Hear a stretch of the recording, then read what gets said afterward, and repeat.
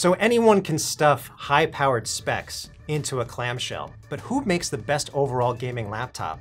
Andrew Friedman here and the entire Laptop Mag team That's right. put together a comprehensive survey of all 9 gaming laptop brands. Right. Who came out on top?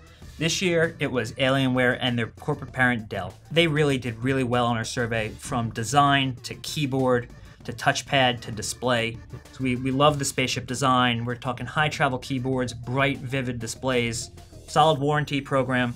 And it wasn't just on the Alienware side. Dell in its gaming Inspirons has started to adopt some of the principles that have made the Alienware laptops so great. So we're looking forward to seeing more from just regular Dell in the future in terms of gaming. Was there one standout model for Alienware? Yeah, it was probably the Alienware 13 OLED. I mean, don't get me wrong, the 15 and the 17 are great laptops. You're going to like them if you get them.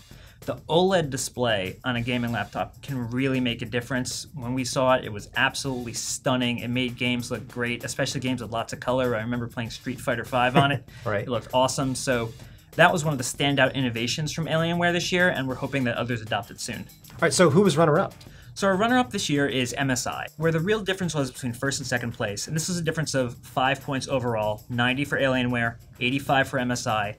Was in the overall reviews. As part of the process, we aggregated all of our review scores from the past year, and Alienware was more consistent. There are a ton of great MSI laptops, and they innovated this year also. I mean, they were the first to put in cherry silver switches in their Titan laptop, low travel switches that are great for gaming. So we really think there's a lot coming next year from MSI that we're really looking forward to.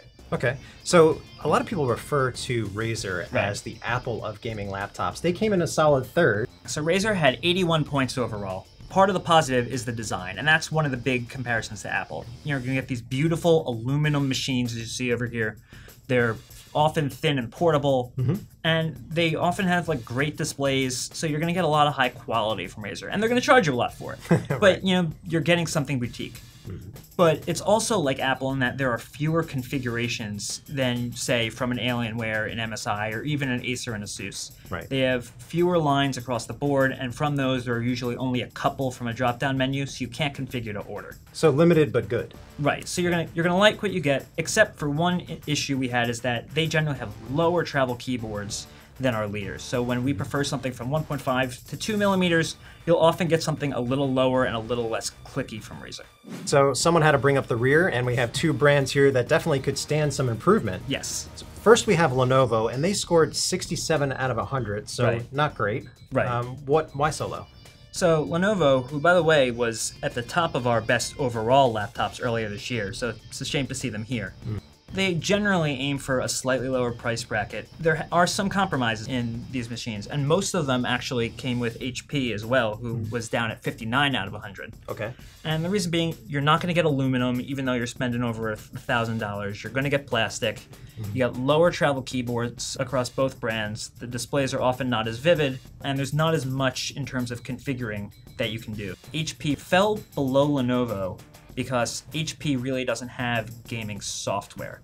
So Lenovo has NerveSense, which lets you make keyboard macros, adjust the backlighting, work with fan speeds, things like that, while HP really doesn't have anything for gaming yet. Right. And we're hoping to see HP really, and Lenovo, both really climb the charts as they develop these lines in 2017 and 2018. Okay, well, make sure you go to laptopmag.com to see the full results of our survey, both good and bad.